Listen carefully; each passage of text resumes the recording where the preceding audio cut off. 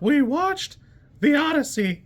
After the Trojan War, Odysseus faces his dangerous voyage back to Ithaca, meeting creatures like Cyclops, Polyphemus, Sirens, and Calypso along the way. It runs about 173 minutes, and I'm not going to lie to you, it's long. It's a long movie. It doesn't feel as long as it is, but it's absolutely just shy of 3 hours. A little background. The Iliad and the Odyssey are some of the oldest known stories. They've been studied to hell. It's worth noting that we know the Odyssey is at least 500 BC, so it's like a 2,500-year-old story. It's been hotly contested. It's been, talked about for basically that entire time. People have been talking about this the whole time. And for good reason. It is fantastic. There's a ton of stuff going on. It's influenced a ton of culture. This story is so old, there's a mentor character, and his name is Mentor. Because that's probably where the term came from. His name is Mentor. As a mentor. It's nuts. On that note, there are two halves of the story here, and it's the Iliad and the Odyssey. The Odyssey is what we're watching here, where the Iliad is mostly about the Trojan War. You'll see snippets of it, little kind of slideshows of it, but we've omitted Achilles and some things here that would traditionally be involved, but I don't think you need them. This movie's presented as a non-linear narrative, which Christopher Nolan is super intimate with, has always been really good at, and it works here. He does a great job of weaving in the story to show you here and there bits and pieces. It's great the way the Trojan War is portrayed because it's often glorified, and Christopher Nolan has often been recognized as somebody who's absolutely is happy to portray war as hell. He's super good at it, and it's great here.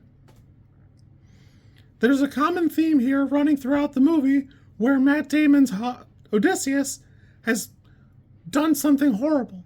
The Trojan horse is considered like an egregious act in this culture because he's broken what would be society's crowning jewel, giving a gift to somebody and then turned it into something horrible. I actually think this is fantastic because there's talk early on about whether or not the gods ever communicate and who can ever interpret what they try to say, what they're trying to communicate. And a couple of times, it's Athena who says, who doesn't understand blood? Who doesn't understand pain? Who moves those birds? Who pushes the waves? And it's fantastic because we've omitted a lot of the direct communication from the gods that's in the book typically, and I think it's done in a really fantastic way. It really is incredible. One thing I wanted to touch on that I didn't get a chance to is, man, what an ensemble cast. I know we're going to gloss over it in favor of some others, but man, John Leguizamo does a great job here. You get a great chance to see Robert Pattinson, but damn, John Leguizamo is fantastic here. Honestly, everything's great. And Hathaway, man, there's not a bad performance in the bunch. I can't believe how good this is. Also, one thing that I think it's kind of funny is I grew up on Clash of the Titans, so I'm used to a lot more in-your-face weirdness. And it's kind of odd because that's almost like the Michael Bay version of what the Odyssey is. So it's kind of interesting to check out. But I just wanted to comment on the cast. The cast knocks it out of the park. It's fantastic. I really can't get enough of the people presented here. You kids be good. We found, in a 2,500-year-old story, new ways to tell it and new ways to present the events and different ways to interpret what their events mean. And I think it's important.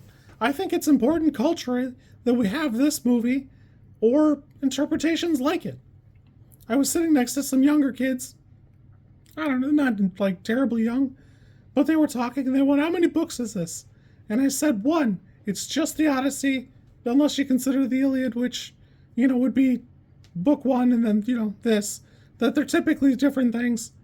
And the one kid was kind of surprised because there are other books about Greek myths, but not like this.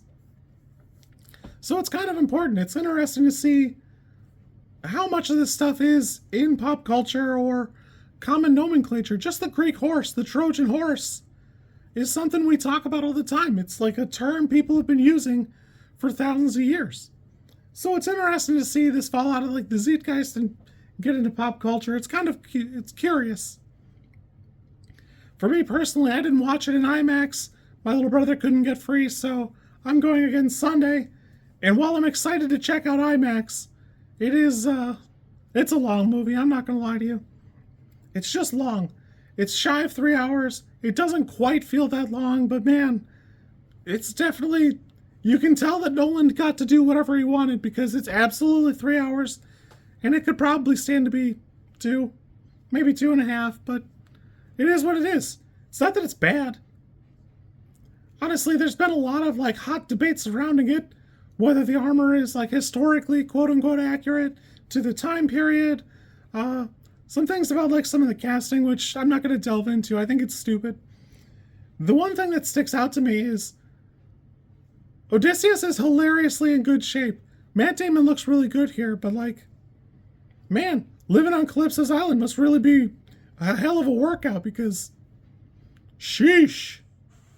But I will say, it's presented fantastically. There's such rich visual language here, and a lot of the design elements are crazy good, but they also make sense within the fiction. There's a giant Cyclops, and boy, does he look great. Just everything about the image, fantastic. It'll haunt my dreams. Where later they encounter giants. In order to separate them from the giants, they're wearing armor. I think it's really cool.